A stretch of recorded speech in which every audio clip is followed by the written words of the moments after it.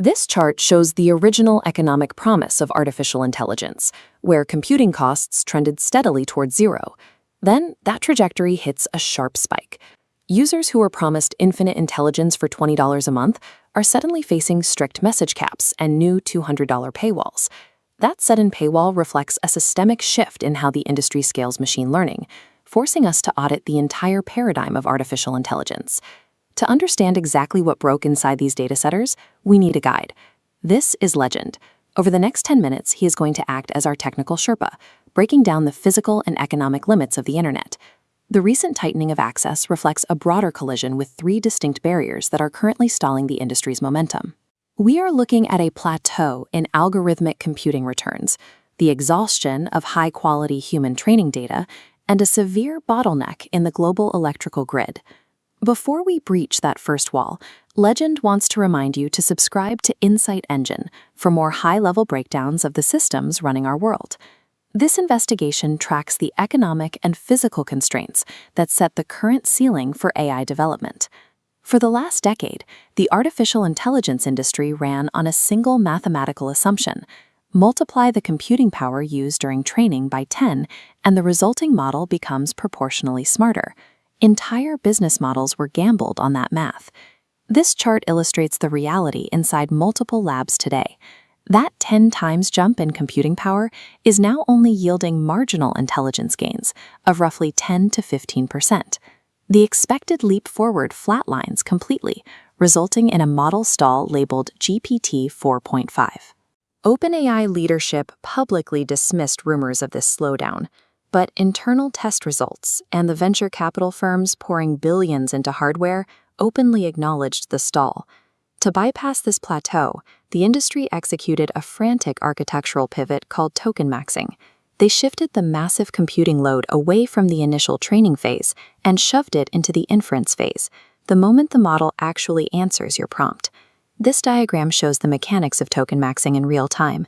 Instead of giving an instant reply, the system talks to itself first. It is forced to chew through tens of thousands of hidden tokens, checking its own work and discarding ideas before a single output node reaches the user. Earlier generations operated differently. They provided fast, linear responses that cost almost nothing to generate, allowing the companies to sell access cheaply. The baseline scale is already immense. Meta's Llama 3 required 15 trillion tokens of text just to train. Token maxing takes that massive baseline and compounds the computing load every single time a user asks a complex question. That shift in architecture affects the feasibility of a flat $20 subscription. This balance scale shows the growing deficit. Heavy users are now costing AI labs upwards of $120 a month in inference compute, while only paying $20 back, crashing the scale downward. The exact capability users want, complex reasoning for difficult tasks, requires the most hidden compute time. This makes the most valuable queries the most financially ruinous to process. Algorithmic progress is no longer blocked by software code. It is blocked by basic accounting.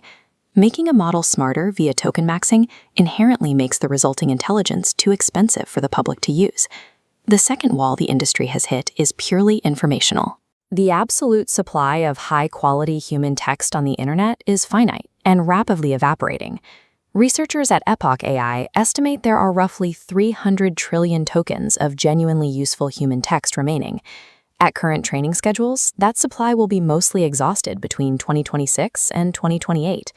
You cannot bridge this gap by scraping more everyday web pages. The highest value material, carefully edited books, journalism, and peer-reviewed research, has already been heavily ingested by the machines. Faced with a hard limit on human words, the technology industry proposed a solution that looked bottomless. They began training new machines on the synthetic text generated by previous machines. In 2024, the journal Nature published the autopsy of this strategy. The result is a mathematical failure known as model collapse. This diagram visualizes the exact methodology used in the Nature experiment. The researchers started with a clean prompt, feeding a model an initial passage about medieval church towers. They trained the next version on the first model's answers and repeated the loop. With each successive synthetic generation, the model's latent space shrinks inward, stripping away the nuanced identity and personality of real human writing. By the 9th generation, the system had completely forgotten the original architectural prompt. It produced a hallucinated essay discussing jackrabbits. Pumping more machine data into the system does not fix the problem. It accelerates the model's drift into a flat, hollow echo of its original knowledge. Once these synthetic errors sneak into the training set, they are almost impossible to locate. The model begins trusting its own hallucinations as fact, permanently poisoning the well it drinks from. Without fresh human intelligence to anchor the system, recursive scaling mathematically guarantees cognitive decay. Data can no longer drive the evolution of the machine. Even if the code were flawless and the human data infinite, these digital systems are ultimately bound by the physical constraints of baseload power generation. The densest concentration of artificial intelligence hardware on Earth sits in Loudoun County, Virginia, a region that processes roughly 70% of all global internet traffic. This chart compares historical infrastructure to modern demands. A traditional data center required around 30 megawatts of power.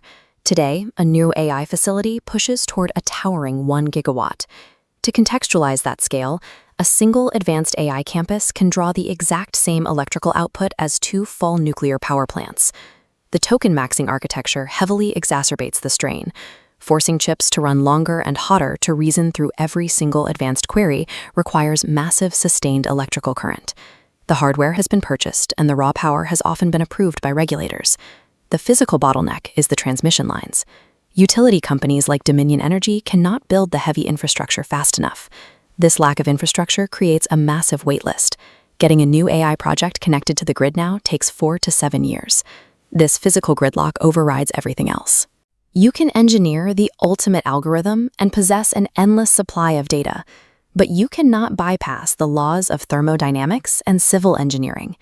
The expansion of these models now functions as a massive industrial infrastructure project. We have reached a definitive collision point. Token maxing burns compute at an unsustainable rate. The reservoir of high-quality human text is tapped out, and the power grid is physically gridlocked. The convergence of these 3 barriers marks the end of the original vision for a universally available, democratized AI utility. This diagram maps the resulting stratification of the industry. Simpler, basic chatbots remain cheap at the wide base of the pyramid, but true reasoning systems are severed and elevated, pushed strictly behind massive corporate paywalls. Future high-tier models will carry prices that match their true physical computing costs. They will be accessible only to enterprise corporations capable of hiding that expense inside vast labor savings. As legend has shown us, infinite intelligence still exists, but it has retreated behind a steep wall reserved strictly for those who can afford its immense physical toll on the real world.